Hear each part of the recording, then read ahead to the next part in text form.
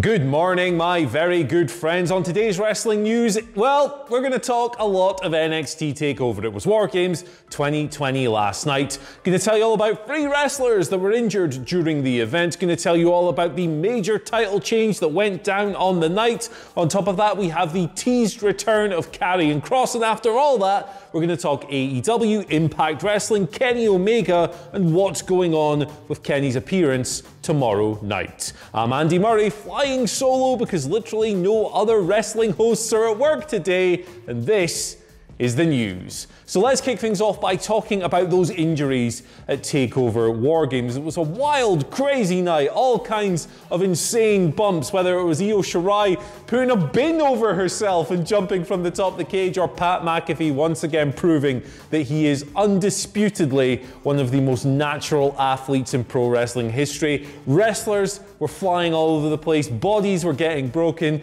and unfortunately, it looks like Candice LeRae may have suffered a broken arm. So towards the end of the match, Candice took it was a senton from Shotzi Blackheart from a ladder. She had a chair on her. It looked like a pretty nasty connection, and after the match, you saw Candice standing there kind of favoring her arm a little bit while her team were celebrating. They won the match, of course, but it came at a cost for Candice.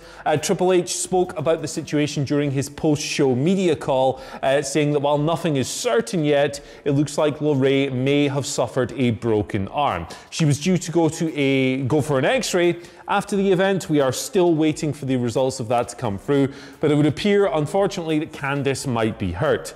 She wasn't the only casualty on the night. The other 2 come from the men's WarGames match, which was the main event. It was won by Undisputed Era with a pinfall on Oney Lorcan. Lorcan is among the walking wounded. According to Fightful Select, he was actually checked out in the ring after the show for some facial lacerations suffered during the bout. Now, if you look closely towards the end of that match, you can see the cuts on Lorcan's face. No word on the severity of those, but you know, hopefully he'll be back soon. Hopefully all 3 of these people come back soon, including the final injury here. Bobby Fish, he suffered a lacerated elbow. Triple H spoke about that one as well on the media call, saying that the elbow was being looked at, but again, no further details were offered. All 3 of them wish them the best in a speedy recovery, especially Candice, whose situation sounds a little more serious than the other 2, not to devalue the lacerations, but you know, broken arm, that could put you on the shelf for quite a while. WarGames, look, it's an inherently dangerous situation. When you take crazy bumps and do all these crazy spots and stuff, there's always going to be a higher risk, and there's always going to be a chance of people walking out with aches, pains, bumps, and bruises. None of these are career-threatening. None of these are going to derail people for, you know, ages upon ages. Even Candice, you know, if she's got a broken arm, you can bring her onto TV regardless. You can have her in a cast. She can, I don't know, do some Bob Orton stuff with that, maybe keep up her gloriously annoying act alongside Johnny Gargano. I think all 3 of these people will be just fine. A shame to hear they've been hurt, but it's WarGames, man. It's gonna take a toll. Anyway, let's move on further down the card on the night, moving away from the WarGames matches. We had the NXT North American Championship match. Johnny Gargano, Leon Ruff, of course, defending the belt, and Damian Priest. Johnny Gargano walked away from that match as the first ever 3-time North American champion in NXT history. He is still, of course, the only person to ever hold that belt more than once, so really making that championship his own. This came about via multiple interferences by Ghostface, the Scream Mask. There was a whole army of them. 2 separate waves of them came down. Damian Priest battered a lot of them, hit a bunch of dives, did all that cool big man flippy-doo stuff that he's really, really good at. It looked like he had them all dispatched. It looked like he was going to finish the match off when one final Ghostface arrived with a bat, took Damian Priest out. This left Gargano, Leon Ruff. Gargano hits the one last beat. That's it. It's over. Pins Ruff, got the finish, got the belt, escapes with the Ghostface, who unmasks as Austin Theory. So all of this comes at the end of a long saga, really, between these three wrestlers. Damian Priest obviously lost the NXT North American Championship to Gargano via interference from a Scream mask-clad goober at Halloween Havoc.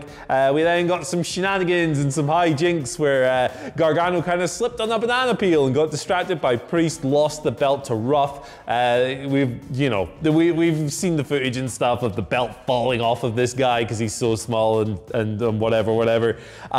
This saga, you know, you've still got the Priest Gargano thing open because Priest wasn't involved in the finish. You could do another singles match between him and Gargano if you want, but there's all kinds of booking possibilities there. It looks like Gargano has an infinite amount of these ghost-faced dudes at his disposal as well, so I'm sure there are more reveals to come there as well. But for now, it looks like that heel faction might well be Johnny Gargano, Austin Theory, Candice LeRae, and of course Indy Hartwell. Interesting things brewing there. And speaking of interesting things, what a transition. Karrion Kross appears to be on his way back to NXT. This comes following a vignette that aired last night. There was vultures, some scripture stuff. It was all spooky and goth, as you'd expect from Karrion Kross and his immaculate NXT presentation so far. And it closed on Kloss? Who the hell is Kloss? It closed on Kross's catchphrase, TikTok. WWE have uploaded a bunch of stills of the vignette to Twitter. Karrion Kross quote tweeted this saying, "Think about the future." So we've had some interesting words on Kross recently. Triple H did a Q&A type deal with Ryan Satin the other week,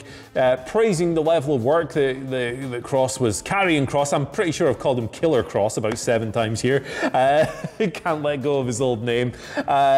Praising the work he was putting in to get back to the ring, saying it was only a matter of time. Last month, Kross himself had said, it's, you know, I'll be back any second. The guy's had a Lazarus-like recovery from a suspected separated shoulder suffered while wrestling Keith Lee in the match, of course, where Karrion Kross won the NXT Championship in the first place. He had to vacate it. He was hurt.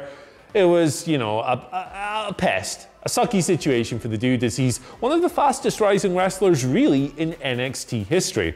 But I don't think he'll be harmed by this couple of months away from TV either. You know, it's not like he's been gone for years and years and years. It's only been since August. He's going to come back in. He's going to bulldoze a bunch of dudes. He's going to squash someone in shocking fashion like he did to Tommy Chomper. Everything's going to be A-OK. Kross is a guy that the NXT fan base really connect with. He was over huge among online circles during his early run when he had the grand operatic ring entrance and the bruising performance and Scarlett doing the singing and stuff. So he's going to be just fine. It's a crazy recovery, but I mean, look at the dude, right? He looks like he's chiseled from the finest marble. He looks like he exists on a diet of raw meat, bones, dead wasps, and petrol. So I'm sure that dude is solid as hell. Looking forward to seeing when he comes back. Now, for the final story, we're going to pivot away from NXT for just a moment. We're going to talk Kenny Omega. A report here from Wrestling Inc.'s Nick Hausman stating that Omega's appearance on Impact Wrestling tomorrow night is currently going to be just a one-off. It is described as a favour to Don Callis, who is a close friend of Kenny in real life, and of course last week at Winter is Coming, helped Omega to the world title win, helped him beat Jon Moxley, and at the end of the show he was like, hey, see you next Tuesday. That's a rude word, but all of that went down. At the moment, nothing more planned for Callis and Omega beyond that. We've got some more details on the relationship within this report as well. Basically talking about how, at the moment, things aren't currently scheduled to be intertwined. Impact and AEW are not going to be meshed together, apparently working some kind of crazy all-encompassing invasion with a pay-per-view and Nick Patrick versus Earl Hebner for some reason. It is likely, however, that the Good Brothers, Carl Anderson and Doc Gallows, will cross over into AEW for some kind of match, and it's possible that Omega's appearance tomorrow night, will be used to set that up. Interesting thing at the very bottom of this report, it is noted that Don Callis' Impact contract, and remember he's an executive vice president with Impact, his contract's actually up next month, and there's a possibility that he might move to AEW to work as Omega's manager full time. But that's where we are at the moment. We're getting a one-off Kenny Omega appearance as things stand, possibly a Good Brothers match. Maybe they'll come together on this week's show, but not a full-on invasion, it looks like. But, you know, it's pro wrestling. Pro wrestling companies change their goddamn mind at the drop of a hat, and plans change. Usual disclaimer applies. Let's move over to the Twitter questions. 3 of them today, as usual. The first one here comes from Twitter Snab, who asks, with the thrown together team of Asuka and Lana versus the other thrown together team of Shayna and Nia, do you think that WWE need to move the women's tag belts from the main roster over to NXT, where there is a wealth of talent? I think that the most compelling option for the women's tag team titles is the original vision that was set out and described to us, that being sharing them over all 3 brands. I don't think there's any one individual brand that has a core of tag teams strong enough to sustain the division on its own. So I think sharing the wealth is the right choice, although I do believe that if you were going to have it housed on just one brand rather than just Raw or SmackDown or whatever, NXT would probably be the shout. There's all kinds of fun combinations there, from Raquel and Dakota Kai to who else have we got? I'm totally blanking here.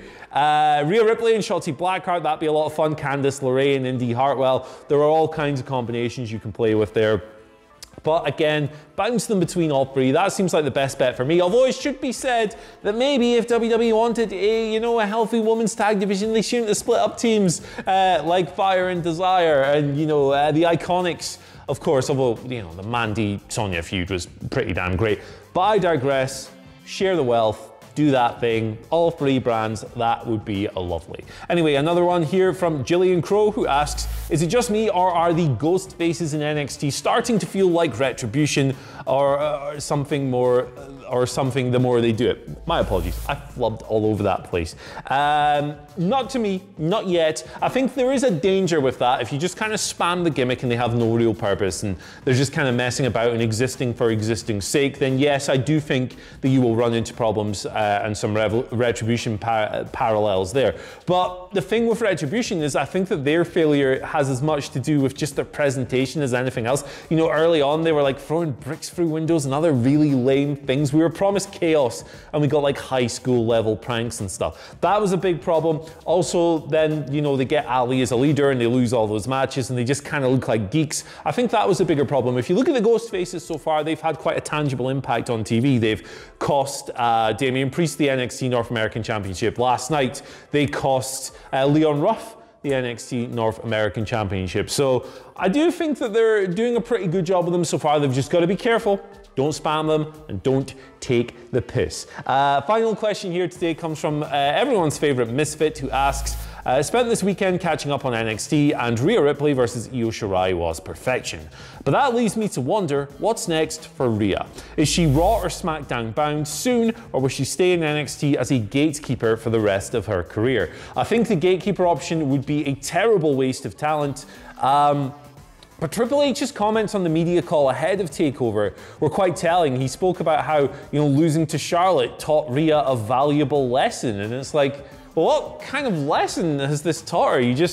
You kind of derailed the momentum of this hot rising act who everyone was behind, and she was crying in a corner afterwards and sulking, and then she lost that triple threat as well. Is the lesson here that you're gonna job to Charlotte Flair if you're a woman in WWE? I don't really see the benefit, or what he was trying to put over as the benefit of her current presentation. But I think Rhea Ripley, she's had a crap year. I don't think that there's even any argument there. She has been just completely derailed by cat-handed booking, almost from start to finish. Well, from WrestleMania onwards, really. I do think she can be rebuilt. She's very young.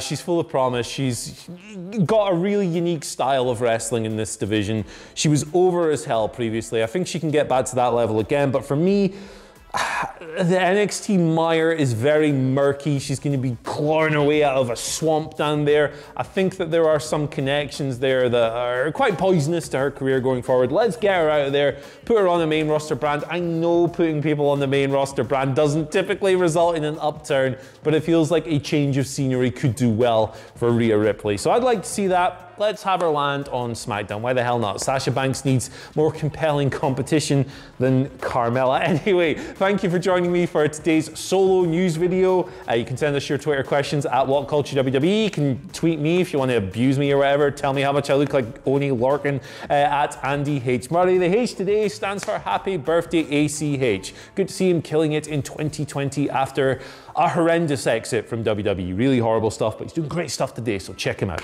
Anyway, yeah, cool. Bye.